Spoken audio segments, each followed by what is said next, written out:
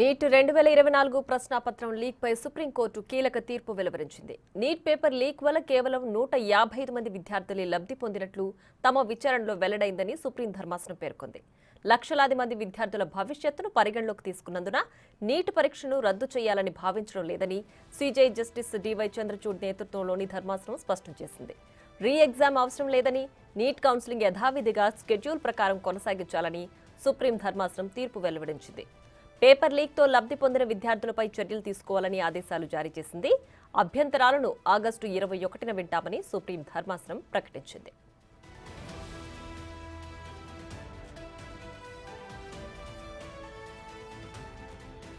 ఈ ఏడాది మే 5న నిర్వహించిన నీట్ ప్రవేశ పరీక్షకు దేశవ్యాప్తంగా 24 లక్షల మంది విద్యార్థులు హాజరయ్యారు. హజారీబాగ్, పాట్నాలలో నీట్ ప్రశ్నాపత్రం లీక్ కావడం, అత్యధిక మార్కులు ఒకే సెంటర్లో పరీక్ష రాసిన విద్యార్థులకు రావడంతో పరీక్ష రద్దు చేయాలని నిరసనలు వెల్లువెత్తాయి. పలువురు సుప్రీంకోర్టులో పిటిషన్లు వేశారు. ఈ పిటిషన్లపై కూలంకషంగా విచారణ జరిపిన సుప్రీం ధర్మాసనం పరీక్షా నిర్వహణలో లోపాలున్నాయని నేషనల్ టెస్టింగ్ ఏజెన్సీకి చివాట్లు పెట్టింది. కేంద్ర ప్రభుత్వానికి కూడా నోటీసులు జారీ చేసింది. ఈ కేసుపై సీబీఐ విచారణ కూడా పూర్తి చేసింది. లక్షల మంది విద్యార్థుల భవిష్యత్తుతో ముడిపడి ఉన్న కేసు అయినందున ఆచితూచి వ్యవహరిస్తామని, అన్ని విషయాలను పరిశీలిస్తామని ధర్మాసనం పేర్కొంది. నేటి తీర్పుతో గత కొంతకాలంగా కొనసాగుతున్న ఉత్కంఠకు తెరపడింది.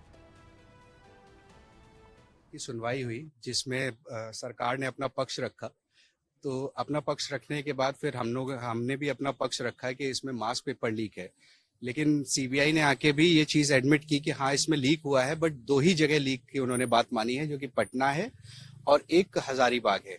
तो उनका ये कहना है कि मास पेपर लीक नहीं है, जिसके उसी आर्गुमेंट्स के बेसिस पे जो आर्गुमेंट्स किए गए हैं सरकार के द्वारा और आईआईटी मद्रास का जो ग्राफ है उसको समझते हुए कोर्ट ने ये बोला कि इस केस में 20 लाख से ऊपर बच्चे हैं जिनका रीड नीट कराने की जरूरत नहीं है। बाकी जो है डिटेल जजमेंट वो बाद में पास करेंगे, जो बाकी गाइडलाइंस वगैरह जो भी ले डाउन करनी है वो करेंगे। सुप्रीम कोर्ट ने भी कहा कि सफिशिएंट मटेरियल जो है वो सामने नहीं रखा गया जिससे पता चल सके कि ओवरऑल या बड़े स्केल पर जो है लीक हुआ है, पेपर लीक हुआ है। देखिए अभी इन्वेस्टिगेशन ऑनगोइंग है, हमारे पास जितना मटेरियल था हमने कोर्ट के सामने पेश किया। अब कोर्ट उससे सेटिस्फाइड नहीं था तो उसमें हम कुछ कहने लायक स्थिति में नहीं है, बट हाँ हमारे पास जितना भी मटेरियल था हमने कोर्ट के सामने रखा और कोर्ट ने इसको माना भी है कि हाँ गलती हुई है, पेपर लीक हुआ है। लेकिन कुछ समय बाद उन्होंने ये कहा कि इन्वेस्टिगेशन जैसे जैसे आगे बढ़ेगी और जो लोग पकड़ में आएंगे उनके खिलाफ कार्रवाई होती रहेगी।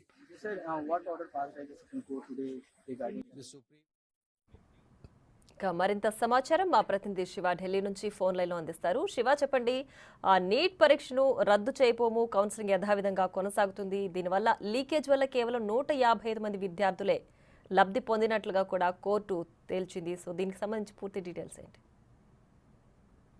నీటి వివాదంపై ఈరోజు సుప్రీంకోర్టు సీజే ధర్మాసనం చంద్రచూడ్ ధర్మాసనం తీర్పును వెలువరించింది. అయితే నీట్ లీకేజ్ పై సంచలన తీర్పునైతే సుప్రీం ధర్మాసనం చీఫ్ జస్టిస్ ధర్మాసనం వెల్లడించింది. నీట్ రీ ఎగ్జామ్ అనేది అవసరం లేదంటూ కూడా ధర్మాసనం తెలిపింది. నీట్ అభ్యంతరాలపై ఆగస్టు 21న తదుపరి విచారణ వాదనలు అనేది వింటామంటూ కూడా తెలిపింది. ఇక కౌన్సిలింగ్ అనేది యథాతథంగా కొనసాగుతుంది. కానీ ఇక్కడ ఎగ్జామ్ రాసింది 24 లక్షల మంది ఎగ్జామ్ రాశారు. కానీ దాంట్లో కాపీ కొట్టి లబ్ధి పొందింది మాత్రం 155 మంది. కాబట్టి ఇక్కడ నీటు రద్దు చేసే అవకాశం లేదు. ఇది నీటు రద్దు చేయడం వల్ల 24 లక్షల మంది విద్యార్థులపై ప్రభావం పడే అవకాశం కనిపిస్తుంది.